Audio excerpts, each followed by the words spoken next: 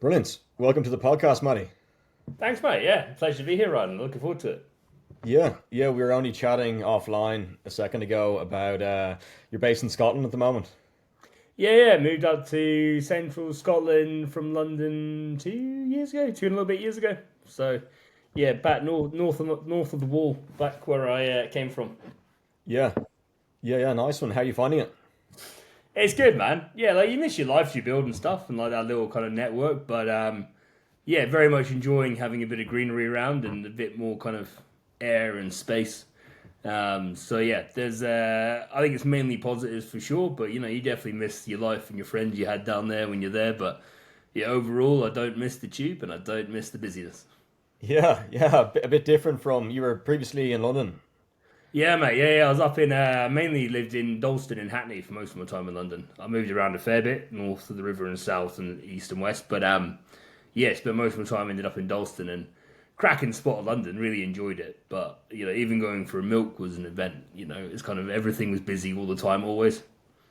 Yeah, yeah, and did you find that? I'll just give you a quick introduction for those who don't know, Matty. I think the majority of listeners are based in Dublin, Ireland, but there's a few in the UK, so Oh, and other nice. places in the world.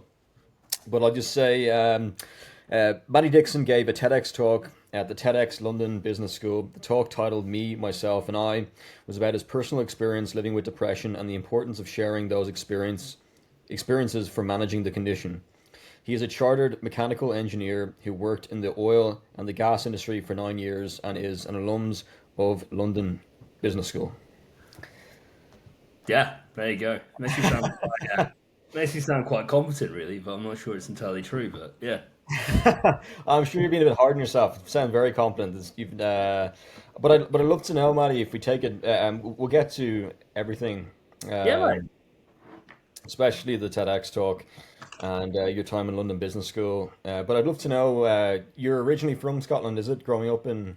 Yeah, so I was born and adopted out of Aberdeen Royal Infirmary. So I'm an Aberdonian technically, despite the accent. No one up there believes me. No one down south believes me. I think it's yeah. My wife is quite upset that she married a Scotsman who doesn't sound like what's his chops, Gerald Butler. So yeah, it's one of those things. But yeah, I'm an Aberdonian man, northeast of Scotland, and then I was adopted by my Yorkshire parents. So I'd call myself Scottish Yorkshire, which is basically I don't think anyone else believes me, but that's like what I like to pretend. Yeah, and how was that experience growing up in Scotland? Is it Good man. I mean, I said Aberdeen. So I was in a small town, so Aberdeen's a pretty easy city to live in. It's got everything you want. I don't think it's.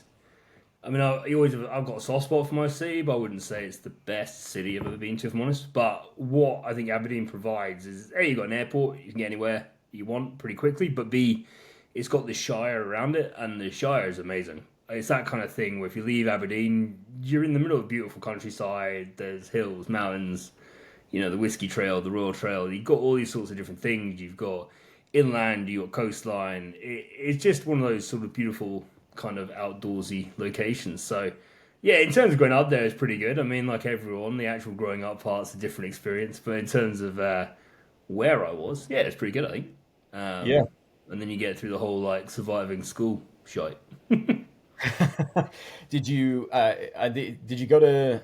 It's the same curriculum in the UK, is it? Throughout Scotland, Wales, and England, and No, so we've got our own one because we're sorry, special in sorry about that. Scotland. I didn't So, really know no, the. you're all good, mate. I mean, I don't know anyone else does to us either, but we have our own fancy Scottish qualification board. I think it's all changed now. I was chatting to some folks who kids were going through it, and some of the younger folk I employ, and they were talking about what they were doing, and I was like, "Shite house." I'm so old now that even the exams have changed, which is quite depressing. But yeah, we have our own school board system in Scotland, so yeah, you go through that, and then yeah, I mean, but like the rest of the places, you can leave school at 16 onwards and stuff. So you basically do minimum 4 years of the higher education. So you'd normally leave, I think, with what we used to have was standard grades. They've changed those to something else, and then you go into hires and advanced hires, and I believe they're still around.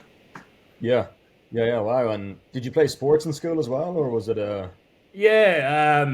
Well, I mean, I grew up. I was a bit of an untalented fat kid, so I discovered the front row of rugby age 5 and never left really. So that was me. So Yeah, no, I played rugby pretty much through school, and then did things like around where I was. You get into biking, and then eventually found my true love, which is actually skiing. Skiing's what I'm slightly obsessed with. If I could do that at one sport rest of my life, it'd be that. But yeah, grew up playing rugby mainly, and then all my mates were, I think, bikers, golfers, footballers.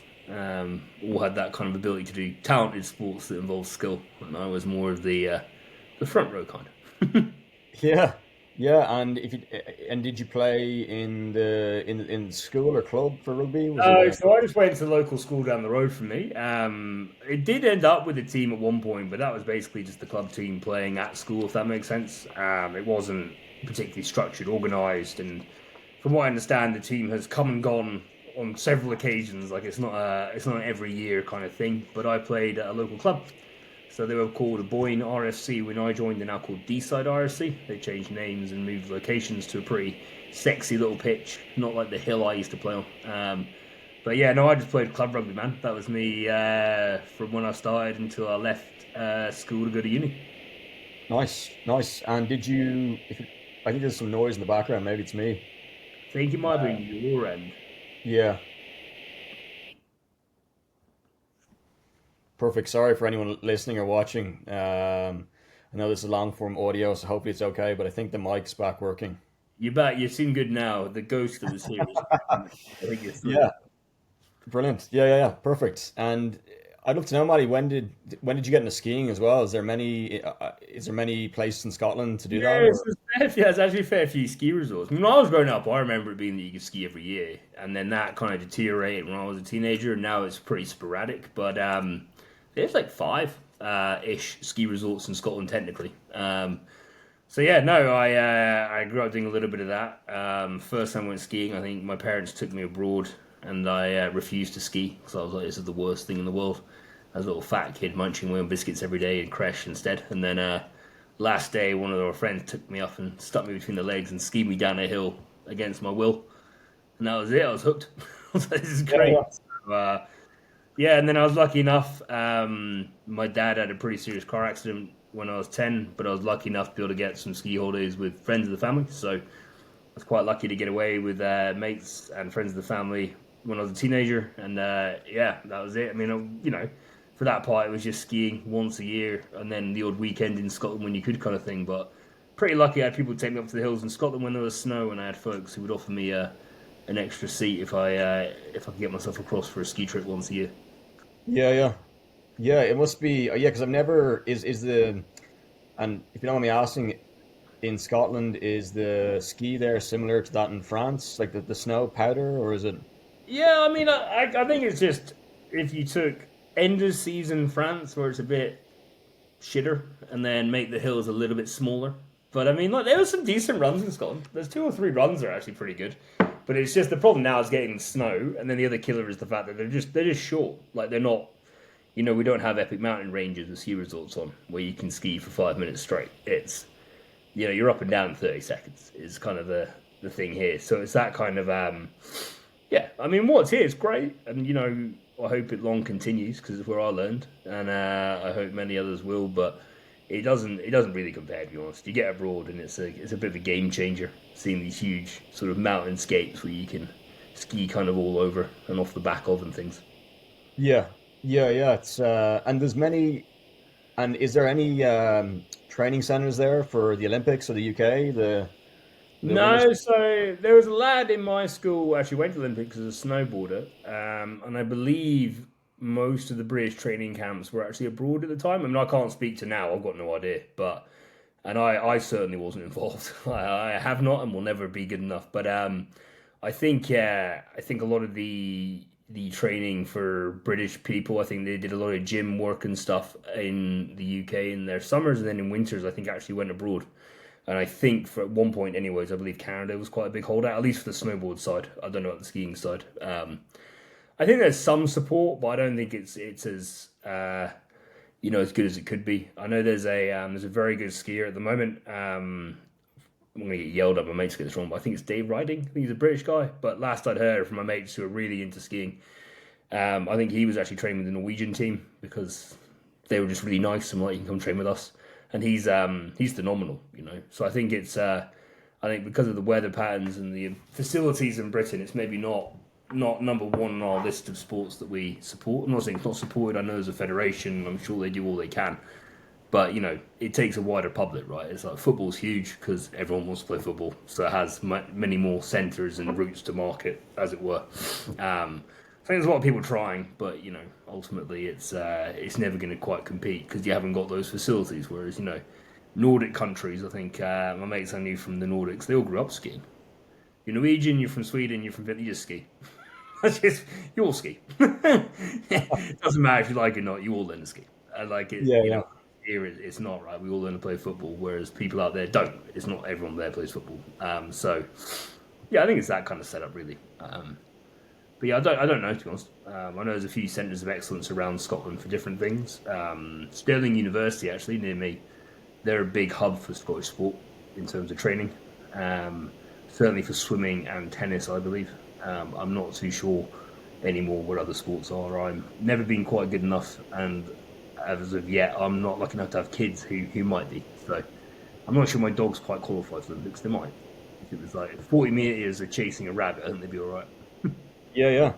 Yeah, I'd love to know as well, Matty, when you went to university, did you go for engineering initially or? Yeah, so I had no idea what to do when I left school, so I applied to medicine, I applied to engineering, and I got into both with conditional offers for different grades and different subjects.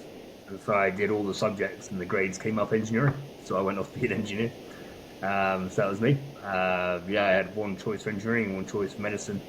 I went off to go and become an engineer and studied at Sheffield. Yeah, amazing. And that must have been, is that the first time you left Aberdeen, the Shire you mentioned? It's sort of like the Kind first of, time. yeah. So I think your mic's playing up again, by the way. The Yeah, so I moved around when I was adopted. We actually moved around a little bit till I was about 5, and then my parents, I think, wanted my sister and I to have sort of one place to go to school and grow up. So that was when we kind of settled in our town of Bankery, just outside Aberdeen. And at that point, we sort of stayed put. So that was me, and then I left to go to university when I was 17. So I did sort of 12 years straight out there. So technically, I'd already left, but I mean, I was the size of a shoe, so I don't think it really counts. And then, yeah, left home, moved away at 17 to Sheffield, and started university down there for a 4-year master's in engineering. Wow, got the mic back, it's working, sorry. Good mate. Yeah, yeah, that must have been some experience. Yeah, it was definitely a shock to the system. I think there's definitely goods and bads. There's certainly some discoveries about me that were good and bad, and you learn about what you like and what you don't like and stuff. And yeah, I don't know. I look back on it with an interesting. Met some great people, met some arseholes, did some things I thought were alright, did some things I regret. Mainly things I probably regret, if I'm honest. But you live, you learn, and you adapt, and you try and continue to evolve and become less of a twat. Really, I think it's yeah, I don't know. It was a ride. I don't think Sheffield's a great city. I think it's a great place to be a student. I'm not sure I should have gone. I think I'd have done better somewhere else. To be honest, I don't think university was really for me. Says the guy. I've got 2 master's degrees, and I don't think I'm really a university person. Yeah, I've always wondered that.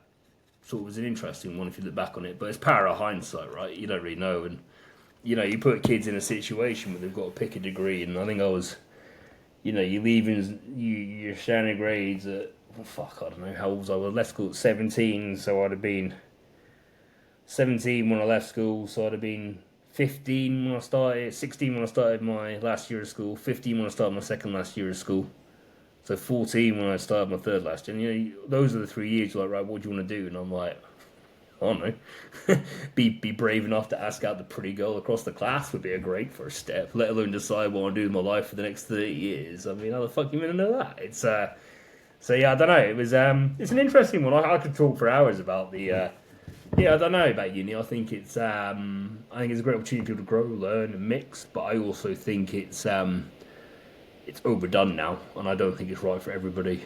And I think there's just a default stance of if you get good grades, go to uni, which I think is short-sighted, really. Yeah, I don't know. It did me a lot of good, I think, in some ways, for sure. But yeah, it's I don't know. it's something I look back on as an interesting time. I don't think I should have been an engineer. I don't think I should have done engineering. I actually think I should have gone to uni. I think I should have probably just enlisted. Honestly, I think it would have kicked me in the arse a lot better if I could go back and rewrite time, as it were. But you can't. So you live, you learn, you move on, and you try and take those lessons forward, right? It's sort of all you can do. But yeah, like Sheffield was great. I've got no qualms over saying that to anyone who's looking at uni or whatever. Sheffield's a great university city. Lots of stuff going on, and I learned a lot when I was there. And yeah, I don't know, but in terms of me, yeah, I probably shouldn't have been there if I'm honest. Yeah, yeah, it's very interesting that you mentioned about enlisting as well. That would have been in the army in the UK, and I think so. Yeah, I'd always queried about it. I think it's my parents. I think without trying to sound unfair on them, like you make your own decisions and stuff. But I think my parents were uh, both from sort of very hardworking backgrounds. I think they might have been first to go to uni. Certainly, my dad was. So I think they put a lot. They put a lot of sort of emphasis on education, and they're from the generation, right? If you want to set yourself up for life, you go to uni, you get a good job. That's how it works. And obviously, we're in a different era now, right? That game has moved. That game has changed. And I think at the time it was do engineering and off you go. And I think there might have been other degrees, honestly, that maybe I'd have been a better fit for. Engineering, I don't think was for me. I fucking hated it. I just did not enjoy it. I enjoyed two modules. I remember enjoying engines and sports engineering. Those two were fascinating, but the rest of it, and that's two modules out of 4 years. It's not a great place to be. And when you sort of battle your way through something you absolutely hate. But yeah, I'd have always sort of toyed with it. Actually, doing my MBA at London Business School was Plan B. I actually applied to try and become a reservist was my Plan A. So when I left rugby, I thought, fuck it, now might be a good time. I'd retired. I got myself in decent shape. I was kind of fit and less prop-esque, and I was like, let's try now. And then, of course, I failed the medical. So then I needed a Plan B, and Plan B was doing MBA because why not?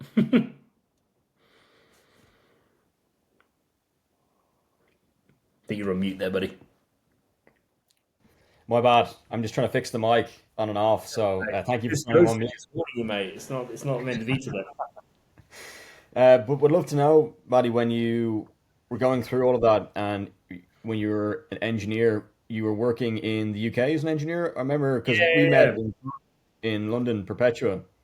yeah. So I left uni at 21, and I was gonna have a year out, and I got fortunate enough that someone thought I might not be totally shit at rugby, and they offered me a contract to play. So that was the Rotherham Titans in the Championship. I got a development contract, so on my CV it says I was a professional rugby player. I think that's probably a stretch, to be honest. I think technically I was, but I'm not sure I could really claim that. So I joined Rotherham Titans, which was cool. Um, Terrified, surrounded by men, and I felt very much like a child. Didn't feel I fitted in, didn't feel I really belonged, if I'm honest. But muscled up, did my best, and then I got pretty badly injured. It was misdiagnosed as like tight hamstrings and stuff, and eventually into the season realised that I had a slip disc in my back the whole time. So I had that operated on, and I had a couple of chats, like nothing formal, a couple of chats about like we'd like to sign you again on the same contract so you can get through. But I think with the degrees you get a year to not use it, and then you sort of enter that territory of use it or lose it. So started looking at jobs, and I applied I think to about 60 odd jobs I could find, grad schemes, entry level schemes, young engineers, whatever it was, and I tried applying for all sorts of stuff over Yorkshire in the hope that, hey, if I could get a job, I could keep the rugby going and see what happens. Because Rotherham had a good track record of helping people go from that tier to the one above, so I was like, that's quite exciting. I mean, in all honesty, I don't think maybe in hindsight I probably wouldn't, but you never know. You want to get there and have a shot, right? And then certainly I wanted to be less of a wuss. That was part of my ambition, I think, and try to see if I could actually do it. And then, yeah, all the jobs I got offered were back in Aberdeen. So before I joined Rotherham, I was fortunate to get picked up by Aberdeen back in the old days of the Scottish Premiership. So I joined them when I was at uni in like a dual registration between my uni team and them. So technically I was down at uni playing and then registered with Aberdeen in the Prem as like for them it was more things like a backup player. They sort of had their starting front row and they used me as support. But But then when I moved back, because like I said, I had two job offers, both were in Aberdeen, so both were moving home. I rejoined Aberdeen, and then I had two offers. One probably technically might be better for my career, and honestly probably might have been a better fit for me. But I actually turned it down because they were quite clear that with this job you'll be on offshore all over the place, non-stop. So Aberdeen's your base, but don't expect to see it very much. It was like a second degree kind of thing, but the idea being it sets you up for life. And the other was more of a kind of standard issue in an office Monday to Friday, which meant I could play rugby. And I thought, well, rugby's finite and oil rigs probably aren't going anywhere anytime soon, so I chose that one. And yeah, that was me, man. So I started engineering, what would be then, 2023, 2000, when did I graduate? 2009? Yeah, it was September 1st, 2009. 8. Fuck, when did I graduate? Shit, my memory's going bad. July 2008. Yeah, 8. September 1st, 2008, I started a company called Petrofac as a graduate mechanical engineer. And that was it. So I worked along there. And, kind of don't think I was a very good fit, if I'm honest, there either. Met some great people. Met some absolute fucking cunts. But there you go. That's how life goes, though. Yeah, sometimes. I mean, honestly, the thing is, you say this, and it's like, but you got to remember, like, I'm sure they say the same thing about me, and that's okay. You're not going to fit with everybody, right? But it's trying to find a place where you fit with most folks, I think. And I really struggled at Petrofac, but you battle on.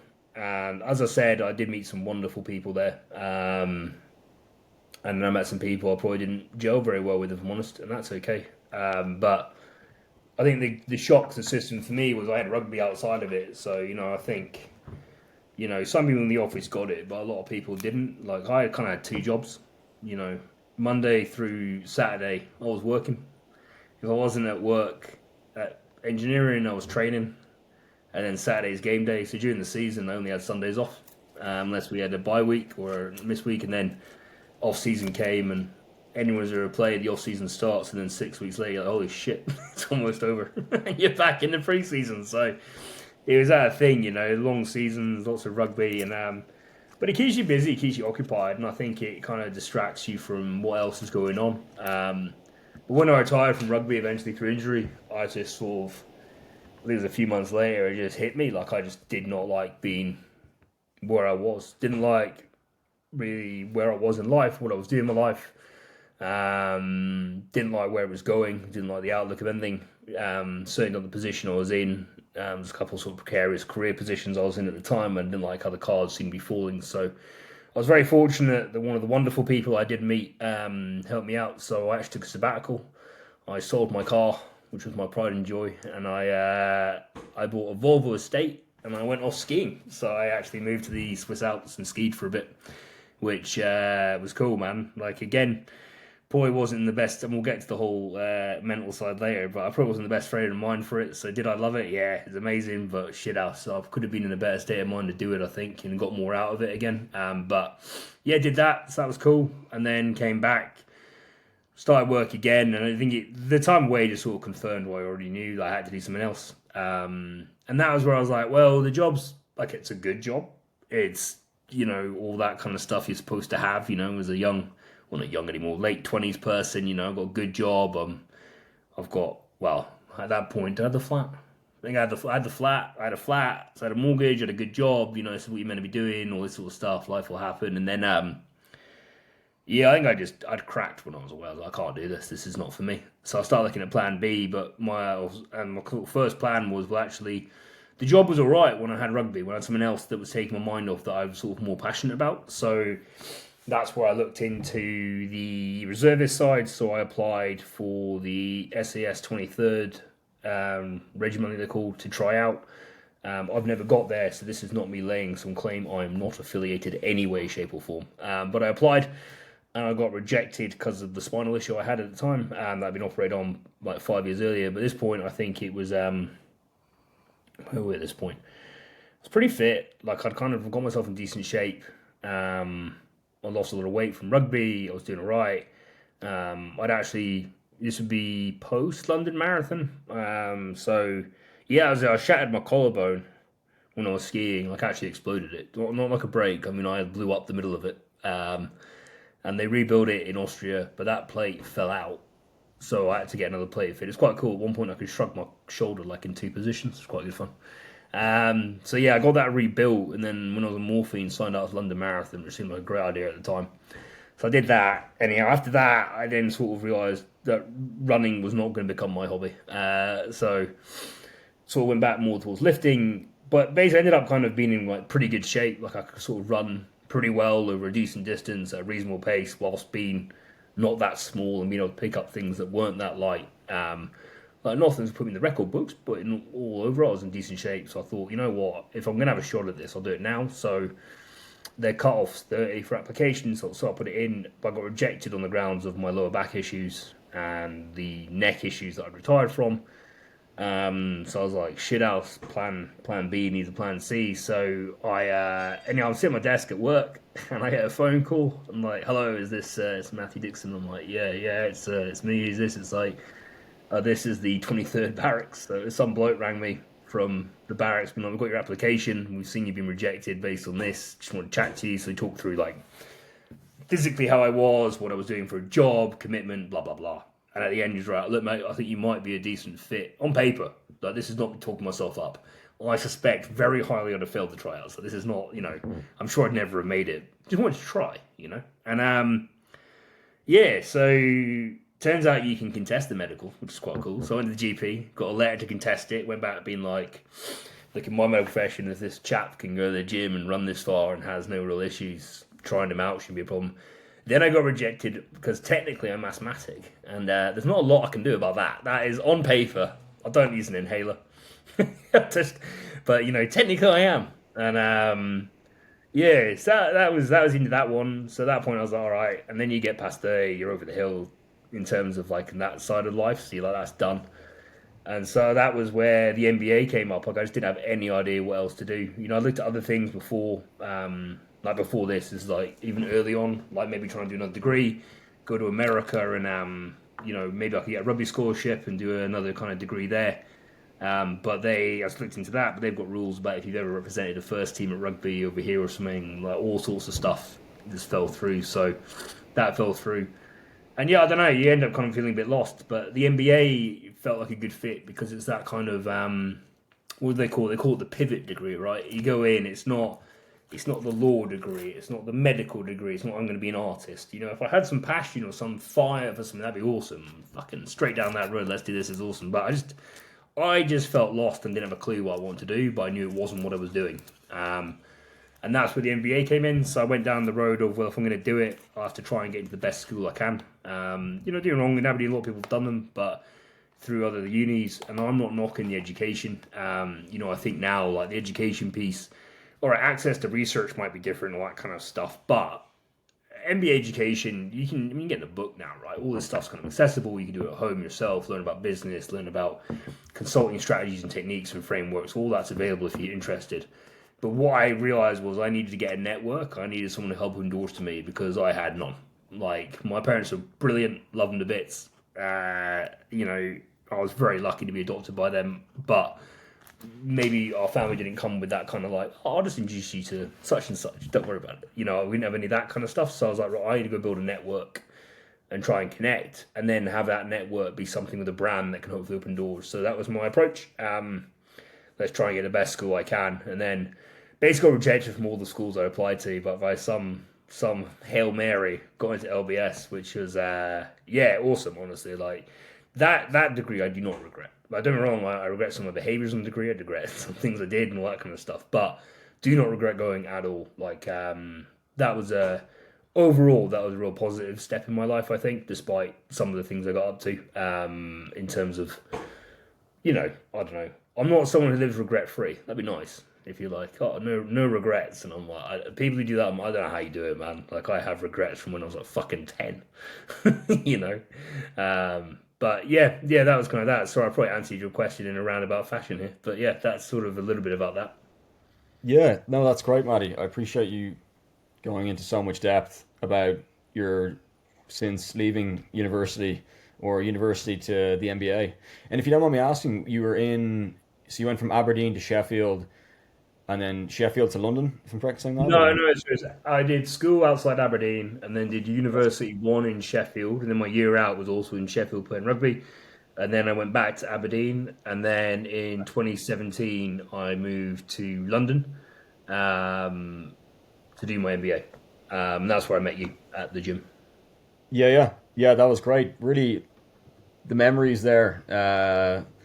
Such a good group of people. Yeah, I remember it fondly. It was a No, good for a time. bit that place was awesome. There's a little core group at the time that was good. Yeah, yeah, yeah. And would love to know how the MBA was, Matty, in London Business School. Did you find it challenging? Did you find it enjoyable? Was it just an experience that you look back on and say, I Yeah, like I mean, I've definitely got things I did that I'm not proud of in terms of usually mental health and alcohol related. But in terms of the actual degree, yeah, man, like it was awesome. Met some wonderful people, met people I'd never have met. I don't think the degree itself's that challenging. You can make it challenging. Dear God, there's some modules where, like, if you aren't really good at maths, you're going to be screwed. And I mean, really good. I thought I was okay at maths. No, apparently not. At least not anymore, anyways. But yeah, I mean, you can do stuff like it's an interesting education. Depends how you want to work it. But I think the the biggest bit for me was the opportunity to get out of engineering and oil and gas, the opportunity to explore new areas, and the opportunity, honestly, to I got into therapy there with a therapist I bonded with in my first year, and that was just a massive step forward for me in terms of I think. Getting control slowly. I think a lot of people who met me there might say it was quite slow, but eventually getting control of like my mental state and kind of understanding more about kind of where I'm at and how I operate. So no, I mean LBS for me, it got me out of oil and gas, which was what I wanted. I'm in a different arena now. I've got to meet loads of amazing people, do things I never would have got to done if I hadn't. So no, I've got no regrets about going. I think it's one of those ones if I could go back and talk to my younger self, a whole whopping, what, 8 years ago now, whatever it was, I just give myself a kick in the ass and be like, don't be a dickhead. Would be the main advice, and just be open to the opportunities that come. Like it was those are my main issues, I think, and like they're not new to me, but you fall into bad habits. And as I touch on in my TEDx, which we're going to a bit, like one of mine's binge drinking. It kind of always has been. Um, and I definitely fell into that a bit, but at the same time, even if I couldn't change anything, I'd do it again. Again, all the wonderful people I met, all the amazing experiences, the sort of things you got to do, the stories you got to learn from. So yeah, I mean, I know you did one. I don't know what you found from yours, but I would, yeah, no regrets on doing my MBA. Yeah, it's similar to yourself. It wasn't an MBA, but it was a postgrad in Trinity Business School, and yeah, great experience. Lovely people there, and yeah, I look back with fond memories. But then the global pandemic hit, unfortunately, during it. So it was work from home, study from home, and it was yeah, 5 kilometer radius, and everything was a bit shut down. So it had its at the very end, but it was great nonetheless. Enjoyed it, very positive experience. But I'd love to know, Maddie, which something that inspired me to reach out is your TEDx talk. It's got over 1.6 million views. Me, myself, and I'd love to know how that came around, what inspired the talk, and a number of things. Yeah. So London Business School puts on the TEDx every year. It's cool. Loads of great speakers have been through it, and basically when they run it, there's 2 spots for students, I believe. So basically there's auditions every year to speak. So I tried out in the first year, and they gave me sort of like it was a straight no, gave me some feedback, and I thought, nah, whatever. So that was the end of my TEDx career, and then I was helping run the mental health week in my second year. That had just started. Wonderful sort of woman in my year had helped found it the year before, and then I was just sort of helping head it up for the second year. But basically, we're just trying to empower the first years to own it. And one of them who came in was like, "Oh, Maddie, you talk about your story a lot. like, have you thought about doing a TEDx? And I was like, oh, I tried that last year, and like, didn't, mumble. And yeah, his name was Jazz, I think, and he was just very nice about it. And he was like, well, look, I think it'd be worth trying out. And I was like, nah. And yeah, I sat on it for 48 hours or something, and I went back to him and I was like, actually, I think, all right, I'll give it a shot. And honestly, the feedback they gave me begrudgingly was probably quite good in the first year. But, when you're trying to talk about something, it's quite hard. I think I've kind of toughened myself up to a bit that people can hear my story and say, you didn't tell that very well. I'm like, okay. But when you're first learning to, you can be quite sensitive to it because you're like, I'm telling my story, therefore I'm telling it perfectly. But reality is you're probably not. You're probably not explaining yourself very well. It's quite hard to do.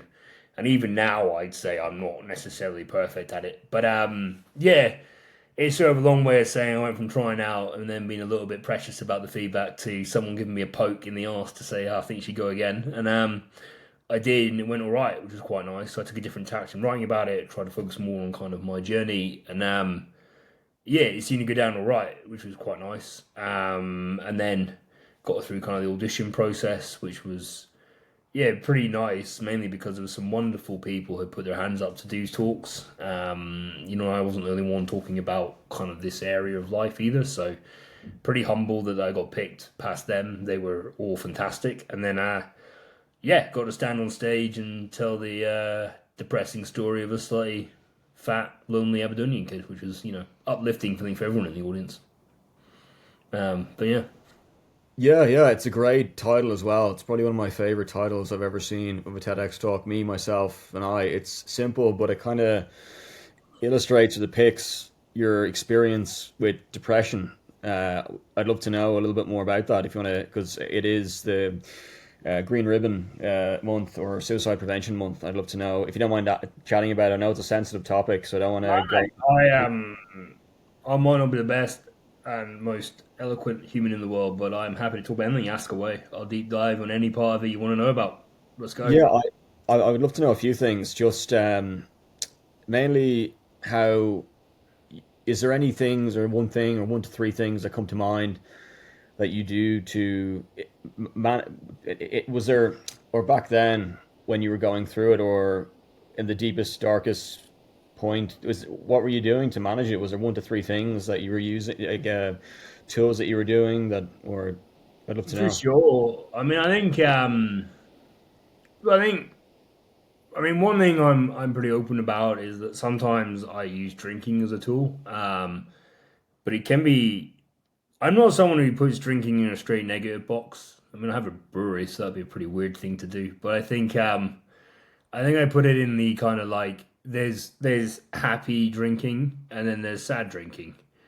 And the thing is, I'm not saying neither should be in moderation or in control, right? But like sad drinking is a very different experience. And it's like anything. I think there's that you're trying to kill the pain, you're trying to numb things, you just want to escape your brain, you're trying to shut down what's holding you back, you're looking for like a pressure release. And I've been known to do that a lot, but I think the hard part is you can do it quietly because people won't realize, and so you're just smashing pints. It's, oh yeah, we're smashing pints, but you're sinking pints. You're there to self destruct, and it's I think part of that destruction piece is the aspect of if I won't self destruct without it, I'll use this to help me self destruct, and then I'll get what I deserve.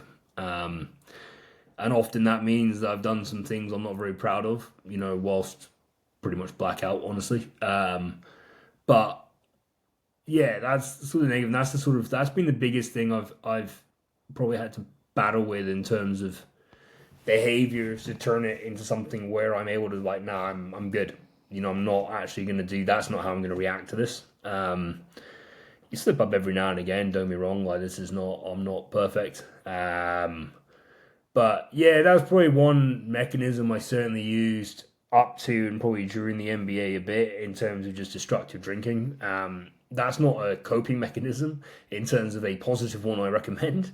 It was more just something that I did. And yeah, there's other things, on the negative end. But in terms of the more positive end, my survival technique, honestly, often relied around telling myself to man the fuck up. And I think this is something I try and tell people. I'm not saying it has to be as extreme as that, but like, I don't know. I struggle sometimes. Like, I'm very open about mental health. I've tried to listen to a lot of people. I will meet people for coffees. I had a chat with the guy about mental health who was in India on the phone. Like, I will talk to anyone who wants to just chat about it and listen. I'm not qualified. I don't mean in terms of like I'll offer you, but I'm happy to explain my experiences, how I coped. But I keep finding sometimes the folks I speak to, there's often like it's someone else's responsibility attitude towards, and I'm like, no, your mental health is yours. You might have gone through horrific shit, way worse than me. I'm not underpinning it. I'm not saying it wasn't awful. I'm not saying it wasn't absolutely horrendous. I'm not saying there aren't people responsible for those experiences. But you, as yourself right now, are responsible for your mental health, and that's a stance I'm pretty firm on. It's one I take to physical fitness as well. Like, I'm not the fittest bloke in the world, but I'm responsible for it. There's no point begrudging someone else for whatever reason. Like, it's me. And so I honestly think that was the first thing. That was how I survived so long. And then I think that was also, in a weird way, kind of how I managed to get to perhaps more kind of positive behaviors. Like, you've got to be learning to be nice to myself was probably one of the things I had to try and do at one point. Like, but yeah, I think, between sort of discovering bad mental health, as it were, when I was like 17, and then sort of opening up about it kind of 10 years later or whatever it was, and then really opening up about it 15 odd years later. I think it's the sort of survival technique for me, honestly, was probably not a very positive way of saying just man up, like you've got to suck this up and get on with it, which I know often gets a negative light of toxic masculinity, but like it pulled me back from the edge loads of times. So I don't know. I struggle when people are like that phrase is terrible. I'm like, it's not. It saved my life on numerous occasions because like you're there, you feel lost, you feel completely drowning in the pressures, and you think you're just a disgrace and a failure, and nothing you do is gonna be good enough. And why don't you belong? And why are these things not working out for me? And why does everyone else seem so happy? And then you just want to give up and disappear, right? It's like the suicide piece. Like I talk to my experience. I've never fully committed to trying it, and I think part of that is A, because I'm terrified, and B, because I think I'm the kind of person, if I went for it, I would succeed, if that makes sense, which adds to the terrifying part. I think, and again, it's my opinion, I'm not talking about anyone else's, right? But I know suicide attempt survivors, and I think there's ones who've done it. And like, I know one guy only spoke to me about it and ran to other people about it. And this is when they were teenagers. They're fine though. They were like, what the hell am I doing? They woke up when they moved on. Whereas I've been pretty close to the edge and I've managed to back myself up. And I think sometimes a bit of just, grow a set of balls or a set of ovaries is the right advice. Like, you've just got to suck it up. It's shit. And it sucks. And it's not fair. But ultimately, if you don't own it, you can't do anything about it. And that's always been my first step. And I think that was the biggest step for me to get over, was turning that perhaps kind of, the negative side of that, which is doing that in silence and never sharing and just kind of quietly doing it, to turning that into a positive of, I own my mental health. It's my responsibility. Which honestly is the same as saying man up, just in a more eloquent and slightly less aggressive fashion, right? I'm responsible for my mental health. It's on me. But hey, mate, are you free for a coffee? I don't want to talk about it, but I could use some company. That's a massive step forward from just saying man up by yourself or like crying in your car outside rugby training like I used to do, I was playing Prem rugby as a prop on a weekend and starting, and, you're shit out, big sort of 19 stoner front row rugby player. I've got my engineering degree, here I go. And I cry my way to work, cry my way to rugby, cry my way home from rugby. Like, I was fucking miserable. I hated it. Everything about it, I fucking hated everything. But not giving up was that phrase of just man up. And it wasn't in that toxic, like, kill, push yourself to the edge. It was that toxic. It was like a positive state of, well, look, you can either own it or you can't. And then I think the therapy piece for me was uncoupling that to realise that when I say that, what I really mean is you've got to own your stuff. The same in everything, you just got to own it. and it might not be fair, it might be shit, but that is the first step. To anyone I talk to, is like, you just got to own it. And I know it's awful. And I've met people who've been through some, like, this is the bit I touched on with TEDx, is like, a bit that confused me for a long time was why me? Like, I've got no story for you. I've got no awful trauma where I'm like, this happened, and I don't have any of that. I met people and fuck their stories. I'm like, this is insane. Like, how are you here? But it doesn't matter, because what's, hard for someone else is easy for someone else. What's, all this stuff changes. It's just about, I think, owning where you're at. So I think that was how I got through the first bit. And then the coping mechanism now, the biggest one for me, I think, is just communicating. You've got to be able to communicate, and it doesn't mean you've got to sit down and tell your life story and like whatever. But just being able to be like, mate, I'm struggling today. That's enough. It does, sharing doesn't mean you got to tell them every ounce of your life story, and that you must hear everything I'm feeling right now. It can just be, mate, I'm struggling a bit. Would you mind going for a pint with me? And like, you may be like, go on then, dickhead, let's go. And then they'll just chat at you about the sport for half an hour, but you'll feel better after because you told someone, you shared. That was enough. And like, that's a coping mechanism I've really tried to work on. Is trying to be the ability to just sort of say, I'm not doing great right now. And that's the biggest one. Sorry. No. I love that, Matty. I really do. It's an alternate perspective on maybe a current narrative to mental health or depression or suicide prevention. I love the concept of win the day. Could you maybe expand a bit more? Because I know myself, if I get my run in or the gym or a walk in, I can really improve my overall mood and just well-being. Yeah, mate. I mean, I'm a massive advocate of exercise. I probably if I stood up, you'd probably see I don't do it as much as I probably should. But the the exercise I think is huge, wherever it is. But getting a walk in, getting a run in, you're in the gym, and like I think the being kind to yourself piece is uncoupling performance from doing the exercise, and that's part I struggle with. I'll go to the gym to talk about worse mood than when I went, and it's why it was a rubbish workout. I didn't train hard enough. What am I doing? And it was actually the being nice to myself piece, I think, was learning that that's okay. I went, you know what, I went and I moved and I did stuff. And that was better than not. And that's, touching on that as one piece. But sorry, going back to sort of winning the day, yeah. Another, like, I think great mechanism for people is just set yourself one target for the day. If you're really struggling, like when you get up and functioning, winning the day can be a few things. It can be, whatever this might be. It could be a challenge. Like, I'm not going to break down at work today.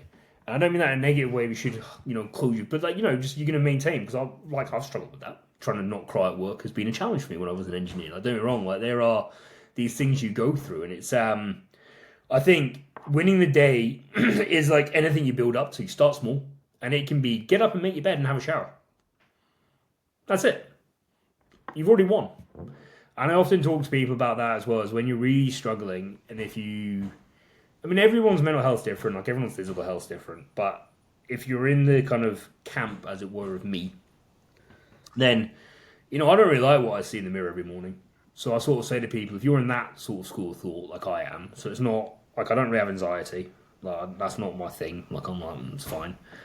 But I'm in the camp if I wake up and I don't like myself. Well, if you've managed to get up, look yourself in the mirror, brush your teeth, have a shower, and get your ass ready to go to do work, school, whatever it is, you've already won the day. Well done you. Other people don't have to do that. So when you're then comparing yourself to people who are like, I can't believe they were at swim club at 6 a.m. this morning. Now, for some of those swimmers, they might be in your camp, and hopefully you get to meet one day, and then you can connect and like help each other. But some of those folks wake up in the morning and go, I'm awesome. And that's great. Like, I'm not even, that's not, I don't mean that, I mean that that's brilliant. I love that. I wish I was there. But like, there are people who do, and that's great. Like, not everyone. And there's another thing I think with the narrative now is like everyone's got mental health. Yeah, but a lot of people have quite normal mental health, where like they wake up, look in the mirror, and go, "Hey, I'm all right." And that's where like I'd love to be there. I've had a few days of it. I have woken up before in the mirror and gone, "I'm doing all right," and it's fucking great.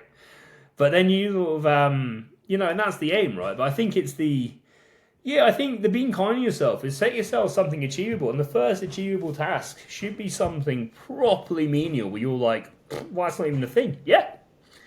As a military guy, I got it from, like, the get up, make your bed, you're already winning. And and that kind of attitude. And I think that's a talk. I don't mean as in I got it. Like I think that's somewhere, it's someone quite famous, and I'm just stealing it. But yeah, I think, set yourself something easy. I know folk who struggle to get out of bed for 4 days and stuff. So I'm like, dude, just get up and have a shower. You can go back to bed. Just get up and have a shower.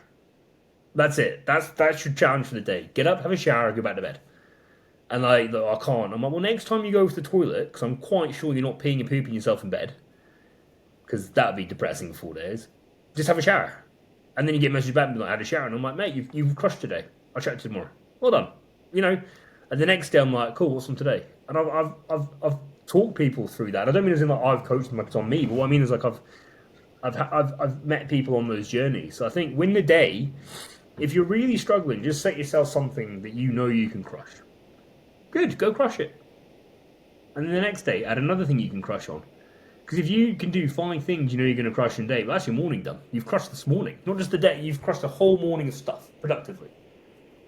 And then you can build up from there. And then if you're someone who's kind of, I don't know, struggling in silence, I think my advice is always just like try to share, and then don't be afraid of oversharing, but also don't be afraid of undersharing. I think there's this thing around like, I've got to tell you like how I'm feeling. I'm terrible. My wife tells us like despite having the TED, I'm really bad at telling people how I feel. But I'm now able to tell her I'm having a bad day. Like my mental health's not great today. I've learned how to say those words, and that's for me quite big progress. But like, I still won't tell you much else. It's but like it's okay because I know I'm in that place and I know I'm controlling it. And then those are the things that come into play, and there's all sorts of tricks of the trade you can try and learn depending on like what your personal struggle is. But yeah, I think the biggest one for me has always been step 1, own it, and step 2, communicate. And I think that's the best place to start. And then a step I like to add in is try and explain it to someone.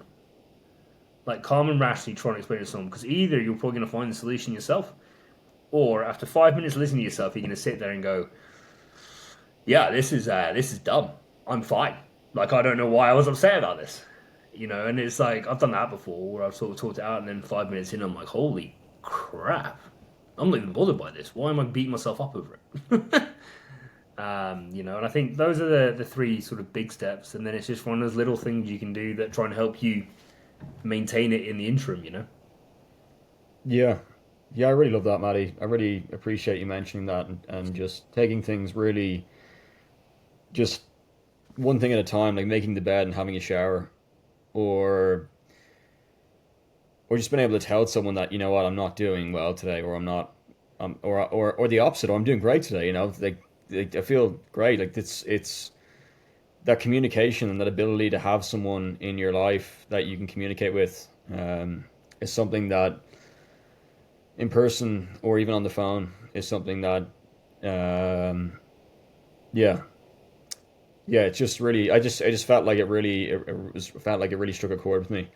But I'd love to know, Manny, as well. I think Own the Day. I don't know if there's, I think Aubrey Marcus. He's the founder of On It. He talks about. I think he has a book called Own the Day, Own Your Life, or something. Oh, nice. Yeah. But yeah, no, but that's not diminishing what you said of winning the day. So yeah. He Yeah, probably but says it more eloquently than me, so I recommend his book over what I've ever said. But no, I wouldn't say that. I would say, you know what, the Me, Myself, and I talk with 1.6 million views I think it's, yeah, I think you say things very eloquently. I don't think I don't think it's, right when you write them down, isn't it? You have to write them a few times and practice them. That's all. No, yeah.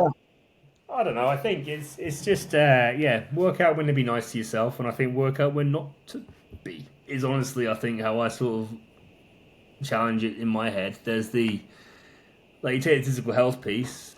Look, I eat a lot, and I tell people that and I'm like, no, like yeah, I can eat a huge amount of food. So for me on the physical health piece, the being mean but nice to myself, because it is the saying no. Like, and sometimes I'll say it out loud, like, oi, stop eating, fatty. And I don't mean that in like any, like, woe is me. I just mean in like, because if I do, I'm just going to end up in a physical state where I'm really actually quite unhappy with myself. And everyone's got the different states. This is not me talking about body or anything like that, but for whatever your level is, where you're happy in your physical health and body, to maintain that, there's an effort that goes in, right? But I think the payoff then is finding it. I think mental health is kind of the same. Like there's times when you should be nice to yourself. And you know what? If you've had a day and you want a glass of wine and a cake, well, then goddamn it, you have a glass of wine and a cake, because life is too short to be that hard on yourself all the time. But also sometimes it's okay to be like, nah, suck it up. No, today is not that day. And like, Yeah. I think that's part of the game. I think is finding when to push and when not to push, if that makes sense. And it's that piece in mental health, I think, is, for me, certainly the most interesting part. Because if you equate sort of physical health, right, you have big training days, you have light training days, you have rest days. When you push yourself hard, you don't push yourself. How you feeling, especially with the sports psychology coming in now, and like, how you feeling today, right? We're not going to push them as hard. How they sleep, all this stuff, right? But with mental health, we don't treat it like that. And I'm like, but there are days when you feel good and you can push yourself. And there are days when sometimes you might just need a kick in the arse, which could be you tell yourself to not eat the 19th cookie, like I have to tell myself sometimes. But that's okay. It's that, put down the last cookie. That'll still be there tomorrow. You can have that cookie tomorrow. But like, there's those days for sure. But there's also those days where, look, if you just get up and make the bed and have a shower, you've crushed today. Good for you. That's awesome. It's, I think it's setting those targets, right? And training yourself up like that and treating yourself like that. So ultimately, you're always actually being nice to yourself. But I think it's the thing I struggle with sometimes is being nice to yourself. Sometimes when I hear certain kind of help and stuff, I'm like, but all of this is always the soft approach the whole time, if that makes sense. And like, I don't know, I always felt like, but sometimes, like sometimes a little kid just needs a hug when they're upset. Sometimes a kid needs to be told no. And sometimes that teenager is around the pitch needs a big kick in the arse. Why? Because one day they're going to go on and play, that sport at the Olympics or whatever, because of you giving them the rocket in the arse. And actually they're going to come back and be like, that bloody coach changed my life. And it's, I think mental health for me, I treat it kind of the same in terms of there's times to be nice, there's tricks to learn about works for you, and all those little habits you can get into, whether it's always getting up to bed this way and having a coffee and a shower. Maybe it's having a routine till 9 a.m. every day that sets you up so you can handle the unknowns afterwards. Whatever it is that works for you, I think you need to find. But the first step for me is owning it, and then hopefully over time working out when to push yourself, but when also just to be like, you're good. Like, it's cool, chill. Like, it's, you can't go 100% all the time. Yeah, that's great, Matty. There's a number of things you mentioned there that I'd love to touch upon, but I think what's most important is sometimes it can be, if you go back to, it sometimes can be the opposite. Some days when you feel great, you can almost push yourself, but some days when you don't feel so great, to be gentle with yourself and finding that middle ground where you can just be, you feel good or you feel but I'd love to know, because I know we're touching upon an hour now, I'd love to know about the brewery, how that's going, and information. No, so I started a brewery. That's like an hour-long podcast in itself, but the short answer is it's called Sheep and Wolves Clothing. It started in London, and I relocated the entire business, so now I have a brewery in Dunblane, just outside Stirling, so the home of Andy Murray. And his brother Jamie and his mum Judy. It's a beautiful little spot to be in. The community seems pretty great. But we got the keys to the place last October, so almost a year ago, and I opened for Christmas with the tap room, and then I've been brewing kind of since May, June. First packaging run, I think, was in July, but sort of trying to get the brew kit working, and then getting beer you could actually package was step one. So company's kind of coming up to 5 years old next summer. And then the physical brewery will be a year old as probably next kind of May, I suppose, would be the official timeline. It's I started for many reasons many years ago as a side hustle with two big ambitions. One was to try and create big beer experiences at session strength. So I like beer. I think beer's great. I love having a pint with mates. I love solving the world's problems. But I like sitting there. I like the little bit of alcohol to get a bit merry, but that nice little merry state and no more.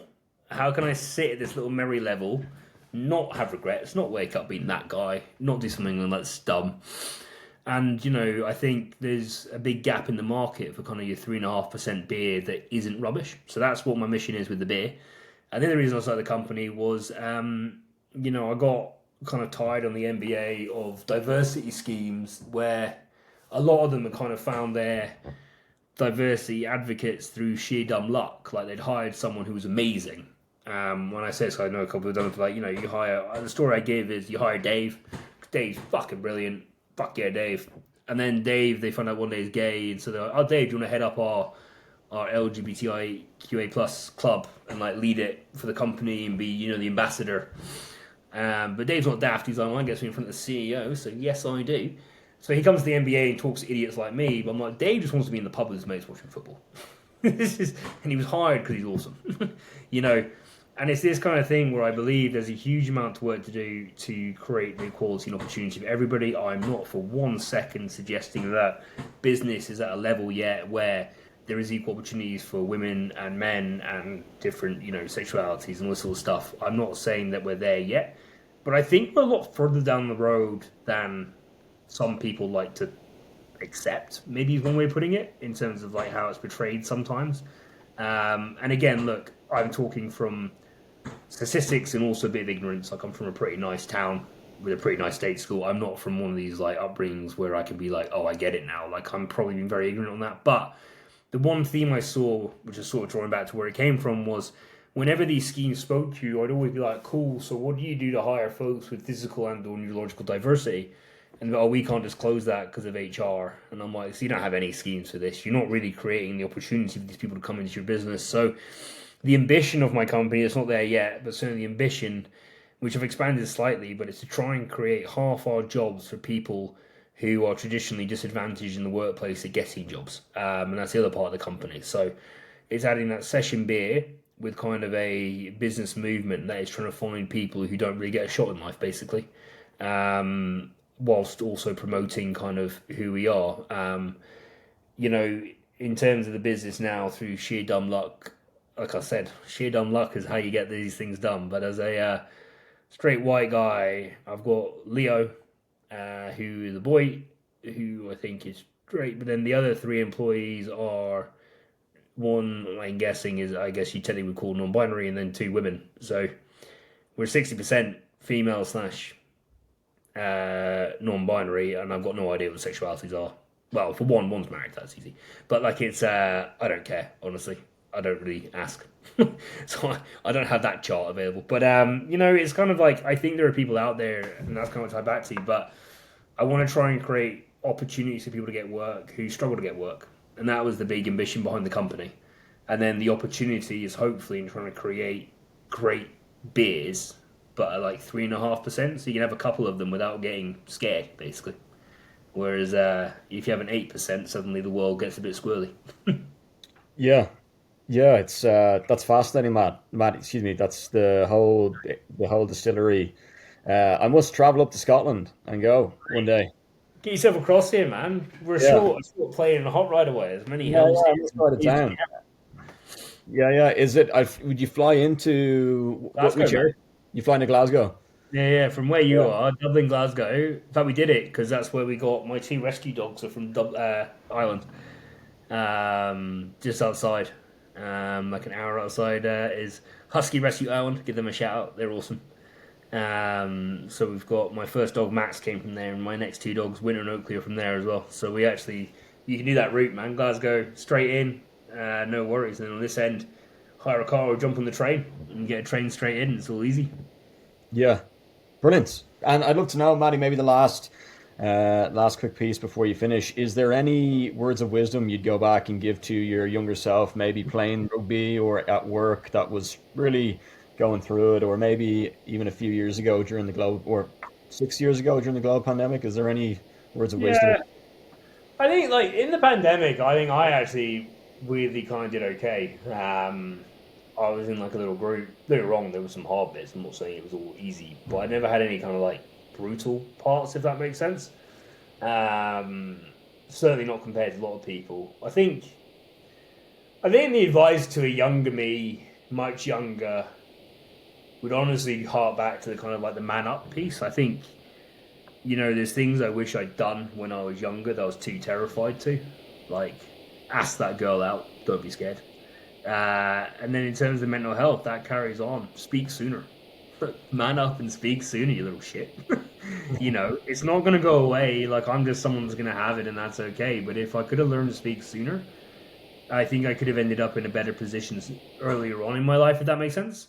Which then means maybe I'd have got more out of rugby, more out of working in engineering, and honestly more out of my MBA as well, because I learned a lot in my MBA, I think, about how to manage it and how to control it. But if I'd had that in place before the MBA, then what was already a great experience could have been better again, because a lot of my traps that I fall into, or negative behaviors, if you like, I did do on the MBA. Like, I'm not gonna lie, I did lots of things. I'm like, fuck, I can't believe I did that. What an ass. And yeah, I think if I could go back now, it would be that kind of thing around own it, suck it up, but then work on it. Right? It's that be tough to be kind kind of piece of like, it's not going to go away. There's no point wallowing in it. And I wallowed in it for a long time, trying to work out why me, all this sort of stuff. I don't understand. And like, sometimes you just, I don't know, you're not going to understand. You don't have it, dude, I'm sorry. But you do have this, boom. And I think, yeah, and then on the physical side, it'd be the same. Like, when I learned that I could actually push myself quite hard at exercise, at rugby, and at the gym, I got so much more out of it. And that was a me thing. Like, I just didn't know. Like, you met me in London, and like, don't get me wrong, like, I'll never be able to do a handstand, I don't think. But I wasn't too bad at picking stuff up and putting it down and using a rowing machine and things. But that took me years to realize I could do that. Like, I had no idea that I had that ability because I was just soft and scared for so long. And I think it's, so I mean it in a positive way, but like, be brave. Manning up has been brave. Like, you got this. Like, don't be scared. Like, and I think something I've managed to get through sort of therapy and growing up is, look, everyone gives a little bit of a shit what other people think of them, but I think my shits to give are real low. Like, I care a bit, but not apparently, based on what I says, nearly as much as most people. Whereas, like, I don't want to be thought of as a piece of shit, but I'm also like, if I present myself and I'm happy with how I present myself, it doesn't work out, okay, move on. And like, that's something I wish I'd had earlier, right? It's that thing of like, you try and save these things and relationships where maybe they aren't worth saving, or you put too much into them, or you lash out. And I think back to school, uni, engineering, the MBA, in times when I'm like, shit, if I'd been in more control, like, I could have got more out of that position, or if I hadn't done that. And like, it all harks back to owning it. It all harks back to learning to communicate with it, and all harks back to learning to manage it and learning to push yourself at the right times. For me personally, so yeah, I think my advice back for anyone out there is like, you are loved. Don't give up. Like, that's step one for sure, which I know I haven't really touched on, but like, step one is you are definitely loved. Someone in this world fucking loves you and does not want anything to happen to you, so do not give up. And then once you've got that piece, step two is own this shit. Because it sucks, and I'm sorry. But own it. Because once you own it, you owned it, cool, you've got it owned, sweet. Let's go kick ass, and we can do that together. No one can help you own it by, you have to own it yourself. But fuck me, if you tell people, they will step up to the plate and be there to help you get on the journey with you, though. And that's that piece of it. So I think, remember you are loved. Remember that, like, you might not realize it, but like, there are people who will come in your life for a second and they won't forget you. Look, I didn't forget you. You message saying, hey, Jordan, I know who the fuck you are. I know who you are. I've seen your journey the last few years. I remember when I met you in the gym and you're like doing the crazy lifting and stuff. Like, you don't forget. You don't forget positive people in your life who came in and were awesome. And it's, your journey has been inspiring, and I think it's the same for everybody, right? Doesn't matter who you are loved. People do want you around. So remember that. Two, own this shit, because that's the only way you can deal with it. Ignoring it, it won't go away.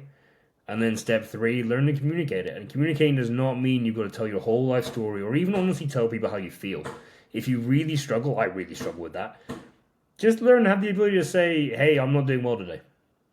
That's enough. That can be enough. You can tell them, hey, my mental health's not good, man, and I'm gonna need your help. And by that, what I mean is, sometimes I'm gonna tell you I'm not doing well. I don't want you to treat me different. I just want you to know that I'm not doing well. And that'll be a huge step forward. Like that, I promise people.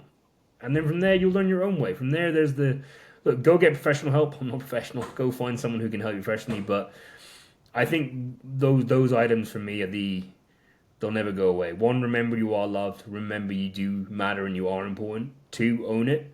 Three, learn to communicate it at the highest kind of level. And if you can do those three things, you'll be fine. You'll get there. Yeah, brilliant, Matty. Love that, and thanks a mil for coming on the podcast today. It was brilliant to catch up, and I must someday in the near future do a trip out to Scotland. Come to Mate, the do it, brewery. man. You're welcome anytime. If you have the spare Yeah, room, yeah. Let's put it in the don't calendar. Yeah, I'd love that, and hopefully hold me to it, Matty. If maybe I'll be able to go in the next few weeks. yeah, Wait and man. see. Ryanair, get a quick flight over to. Mate, Ryanair is how we, I think, got to Ireland. So yeah, it's that easy to get. Like, it's loads, mate. It's they're there from Glasgow, Dublin. It's like no effort at all. It's like 40 minutes as well. It's hilariously fast. You're up and Yeah, down. You know what's going on. yeah, brilliant. Well, that's great, Matty. I love having the chats, and enjoy the rest of your day. And yeah, looking forward to staying in contact over the next while. Absolutely, mate. Look, thanks for having me on, and yeah, enjoy the rest of your Wednesday, buddy. See you, Matty. Take it easy. Yeah, right, take care.